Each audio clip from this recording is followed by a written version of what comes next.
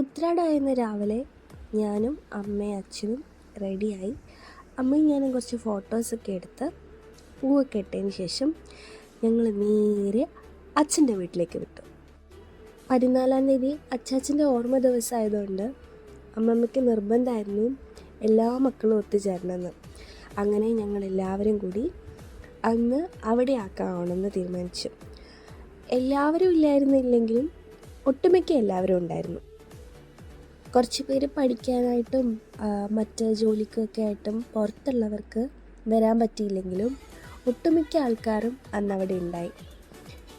First പോയപ്പോൾ തൊട്ട് ഉച്ചയ്ക്ക് ഭക്ഷണം കഴിക്കുന്നവരെ എൻ്റെ ഓർമ്മ ശരിയാണെങ്കിൽ എല്ലാവരും ഭയങ്കര തിരക്കിലായിരുന്നു. ഞങ്ങൾ കുട്ടികളായാലും വലിയ ആൾക്കാരായാലും എല്ലാവരും അടുക്കളയിലും പുറത്തൊക്കെ ആയിട്ട് ഭക്ഷണം ഉണ്ടാക്കുന്ന തിരക്കിലായിരുന്നു. അന്ന് ആർക്കും പറയേണ്ടി വന്നില്ല ഈ ജോലി ഇന്നയാൾ ചെയ്യണമെന്ന്.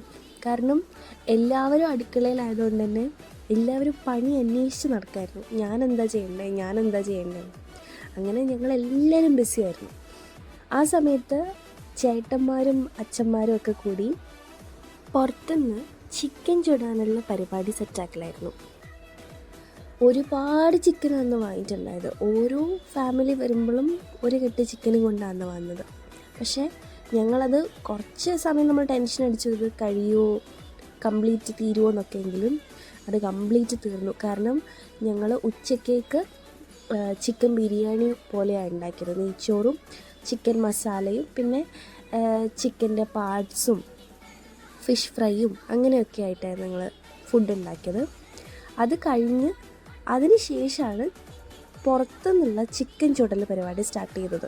അതുവരെ അടുക്കളയിലായിരുന്നു പണിയെങ്കിൽ അതിനുശേഷം പിന്നെ അച്ഛന്മാരും ഏട്ടന്മാരും ഒക്കെ കൂടി പുറത്തുനിന്നുള്ള പരിപാടിയിലായി. അത് കഴിഞ്ഞ ഉടനെ പിന്നെ കുഞ്ഞു മക്കളുടെ കസാരക്കളിയായിരുന്നു. കുഞ്ഞു മക്കളുടെ കസാരക്കളി കഴിഞ്ഞിട്ട് പിന്നെ ഞങ്ങളുടെ വലിയ കുട്ടികളുടെ കസാരക്കളി. അതിനുശേഷം പിന്നെ അച്ഛന്മാരുടെ കസാരക്കളിയായിരുന്നു. അതിനുശേഷം ഞങ്ങൾ മുട്ടായി പെറുക്കൽ, ബലൂൺ പൊട്ടിക്കൽ, ലെമൺ ആൻഡ് സ്പൂൺ, ഇങ്ങനെ എന്തൊക്കെയൊക്കെയോ ഗെയിംസൊക്കെ കളിച്ച് ആ ഗെയിംസിൻ്റെ ക്ഷീണം തീർക്കാൻ ചിക്കനൊക്കെ കഴിച്ച് അങ്ങനെ ഞങ്ങൾ ഭയങ്കര എൻജോയ്മെൻറ്റിൽ അന്നത്തെ ദിവസം രാത്രിയാണ് എല്ലാവരും സ്വന്തം വീട്ടിലേക്കൊക്കെ പോയത്. കുറേ നാളുകൾക്ക് ശേഷമാണ് അച്ഛൻ്റെ വീട്ടിൽ എല്ലാവരും ഇത്രയധികം ആൾക്കാർ ഒത്തുകൂടുന്നത്. അപ്പോൾ ഇത്തവണത്തെ എൻ്റെ ഓണം ഉത്രാട ദിനത്തിലെ ഈ അച്ഛൻ്റെ വീട്ടിലെ ചെറിയ ആഘോഷങ്ങളിൽ ഒതുങ്ങി എന്നാൽ ഒരു സംതൃപ്തി അടഞ്ഞ ഓണം തന്നെ പറയാം. അപ്പോൾ നിങ്ങളുടെയൊക്കെ ഓണം എങ്ങനെയായിരുന്നു എന്നും നിങ്ങളുടെ ഉത്രാടദിനവും തിരുവോണദിനവും ഒക്കെ നിങ്ങൾ എങ്ങനെ ആഘോഷിച്ചെന്നൊക്കെ ഒന്ന് കമൻറ്റ് ബോക്സിൽ കമൻറ്റ് ചെയ്യും.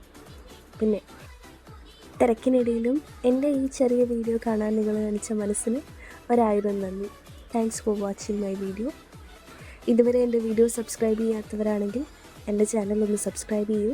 എൻ്റെ വീഡിയോസ് നിങ്ങൾക്ക് ഇഷ്ടപ്പെട്ടാൽ ലൈക്ക് ചെയ്യാനും ഷെയർ ചെയ്യാനും മറക്കരുത്. And this is me, Shri Parvathi.